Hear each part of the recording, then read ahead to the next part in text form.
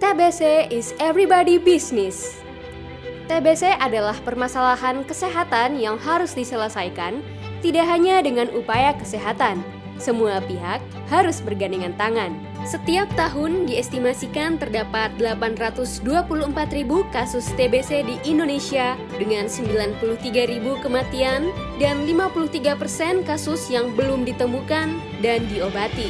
Keberhasilan pengobatan TBC di Indonesia sebesar 85%.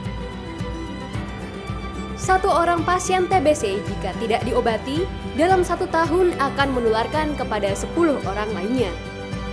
Persoalan TBC memberikan beban ekonomi bagi Indonesia, yang mana dampak total kerugian akibat penyakit TBC adalah sekitar 136,7 miliar per tahun.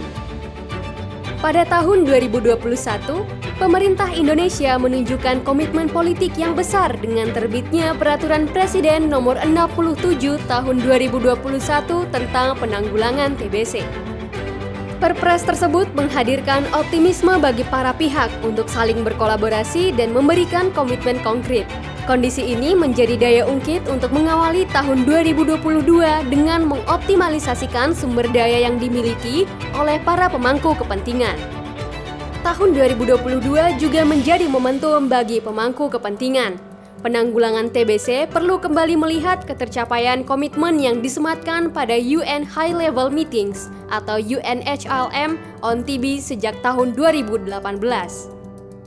Pada pertemuan tersebut, Indonesia berkomitmen untuk memenuhi 7 indikator dengan target yang perlu dicapai pada tahun 2018 hingga 2022. Apakah Indonesia dapat mencapainya di tahun 2022?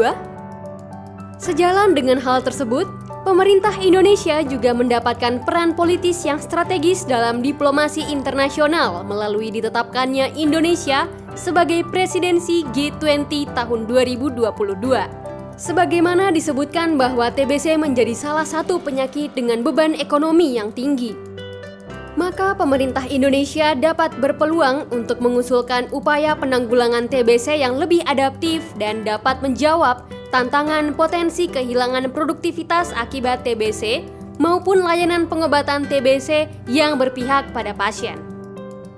Peluang ini dapat menjadikan Indonesia sebagai pelopor dan pemimpin dalam diplomasi TBC di internasional. Indonesia mendapatkan dukungan dana dari The Global Fund yang disalurkan kepada pemerintah Indonesia dan komunitas untuk saling berkolaborasi. Komunitas telah berkontribusi pada capaian penemuan kasus dan pengobatan pasien TBC. Hal ini telah diupayakan oleh Aisyah sejak lebih dari 15 tahun dan LKNU dalam kurun waktu 10 tahun terakhir. Pada tahun 2021, peran komunitas diteruskan oleh PR Konsorsium Penabulu STPI. Konsorsium Penabulu STPI adalah gabungan 2 organisasi masyarakat sipil Penabulu dan Stop TB Partnership yang berkolaborasi dalam bentuk konsorsium. Konsorsium ini dibentuk untuk menanggulangi TBC melalui dana hibah The Global Fund.